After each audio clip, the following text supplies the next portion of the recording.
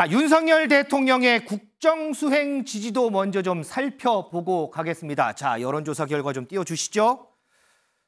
자, RN서치 조사를 저희가 띄워드릴 텐데요. 자, 윤석열 대통령 국정수행 평가, 부정평가가 전주보다 7.3%포인트 오른 64.7%로 나타났고요.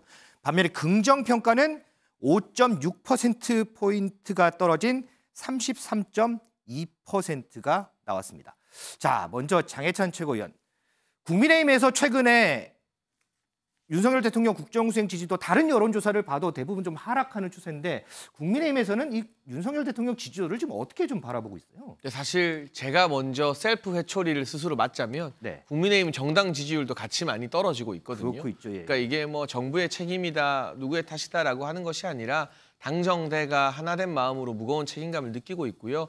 저희가 국민들께서 이렇게 회초리 보내주시는 것 따끔하게 느끼고 좀 달라져야 되지 않겠습니까? 네. 결과적으로는 집권 여당이기 때문에 일로 정책으로 성과로 승부를 볼 수밖에 없는데 또 최근 불거진 전세 사기 피해 대책 국민의힘이 부족하지만 앞장서서 장제원 의원이 이제 이 무엇보다 피해자들의 전세 보증금을 우선 변제하도록 법안을 바꾸는 이 법률도 어제 대표 발의를 했고요. 네. 여러 가지 당정이 대책을 세우고 있습니다. 또 외교 일정 같은 경우도 4월 말에 윤석열 대통령의 국빈 미국 방문을 시작으로 해서 G7 초청 일정까지 쭉 이어지고 있기 때문에 당정이 하나된 모습으로 성과 내는 모습을 보여드려서 또 조금씩 회복해 나가야죠.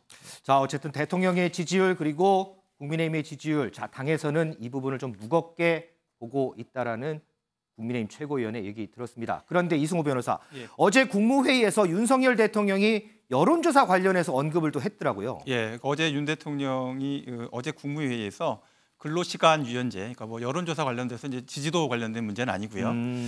여론 수렴 절차 관련돼서 표본 여론조사를 할 때는 표본 설정 자체가 굉장히 과학적이어야 된다. 또 대표성이 있는지, 객관적인지 이것이 제대로 공개돼야 된다라고 얘기하셨고요. 또 질문 내용과 방식 자체도 과학적인지 공정한지 이것이 확인되지 않는다고 한다면 국민을 기만하는 것이다, 속이는 것이다라는 말씀을 하셨습니다.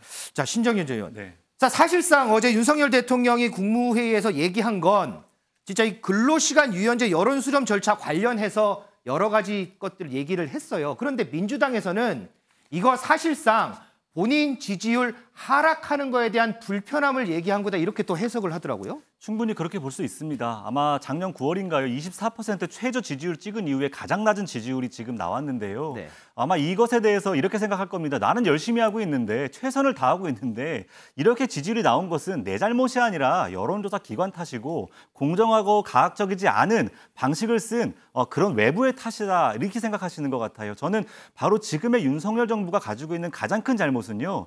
지지율이 떨어지고 있는 이 추이 자체를 심각하게 바라보지 않는 것입니다. 국민들이 지금 국민이 바로 정부에게 대통령께 말하고 있는 것이거든요. 잘못 가고 있다고, 틀리게 가고 있다고, 바르게 가달라고 말하는 것인데 엉뚱하게 우리 자성을 하고 성찰하는 것이 아니라 여론조사 툴과 이 방식에 대한 문제를 자꾸 남 탓하는 방식, 이게 전형적으로 검찰 방식의 정치라고 저는 생각합니다. 나는 정의롭고 나는 문제가 없는데 외부의 문제가 많아서 바로잡아야 돼. 저는 그런 사고방식을 빨리 바꾸지 않으시면 우리 정치 앞으로 4년 동안 더 불행해질 수밖에 없다. 이렇게 생각합니다. 알겠습니다. 미지수 기자, 국민의힘 상황 하나만 좀 지켜보죠.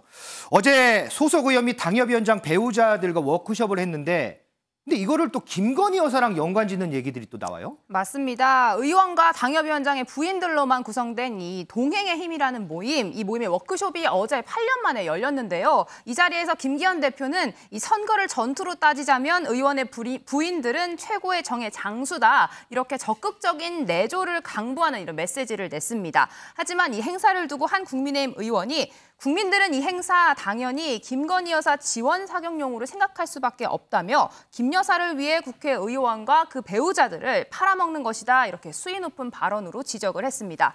앞서 이 행사에 김 여사가 참석한다는 소식이 전해지면서 국민의힘 내부에서도 이 당 지지율이 이렇게 떨어진 상황에 김 여사의 공개 행보까지 더해져 악영향을 미치는 게 아니냐 이런 우려 섞인 목소리도 나왔다고 하는데요. 이 마지막까지 일정을 조율하던 김 여사 어제 행사에는 결국 참석을 하지 않았습니다.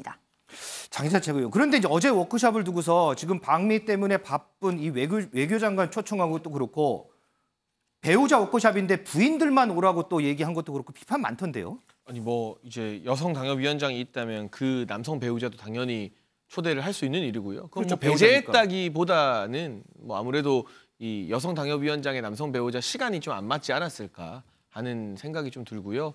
어쨌거나 이제 배우자들의 역할, 정치적 내조뿐만이 아니라 지역구에서 이분들이 주민을 만나는 최전선에 투입되는 경우가 상당히 많거든요. 그렇다면 정부의 국정 과제나 여러 가지 정책에 대해서 잘 이해를 하고 또 주민들께 잘 설명드리는 게 좀 나쁜 것이라고 생각하지는 않습니다. 그런 차원에서 이렇게 정책에 대해서 고민하는, 그러니까 모여서 단순히 친교만 하는 것이 아니라 네. 강의도 듣고 공부도 하는 정책 개발이나 이 정책 설명에 함께하는 것 자체 취지를 너무 부정적으로 볼 필요만 있나 하는 생각도 듭니다. 자, 지금까지 뭐 5가지 아이템들 살펴봤는데 오늘 어떤 아이템이 우리 시청자분들은 가장 기억에 남으시는지 궁금합니다. 프레스룸 라이브 오늘 순서 여기서 마무리하겠습니다. 내일도 오후 3시 10분 다시 찾아뵙도록 하겠습니다. 시청해주신 여러분 고맙습니다.